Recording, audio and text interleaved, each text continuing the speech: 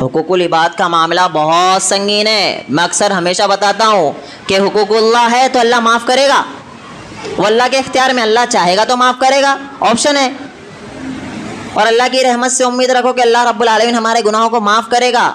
लेकिन मेरे भाई ये बात याद रखो, हुकूकुल इबाद की बात आएगी ना तो अल्लाह भी नहीं माफ़ करने वाला। और हदीस में आता है ना, एक बंदा आएगा बहुत मुत्तकी परहेज़गार था, नेक नेक अमल लेके आया अल्लाह के पास। एक बंदा आया, बोला उसने मेरे ऊपर ये जुल्म किया था, लो जाओ। दूसरा आया, ये मेरी ज़मीन हड़प लिया था, जाओ।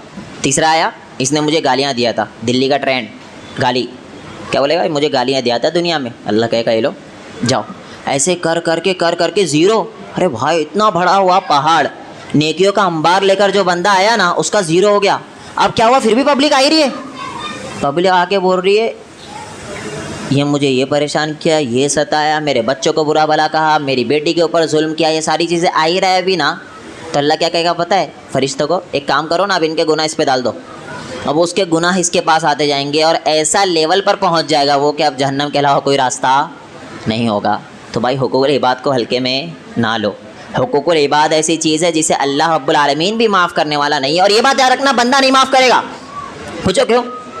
दुनिया में तो बोल सकता है शेख के मैं माफ़ कर दिया, मेरा दिल बहुत साफ़ है, माफ़ कर दिया, लेकिन जब अल्लाह के पास जाएगा ना, वहाँ खड़े होगा, जब देखेगा मामलात वहाँ पर अदालत लगी हुई है और यहाँ पे क्या है, आग जल रही है।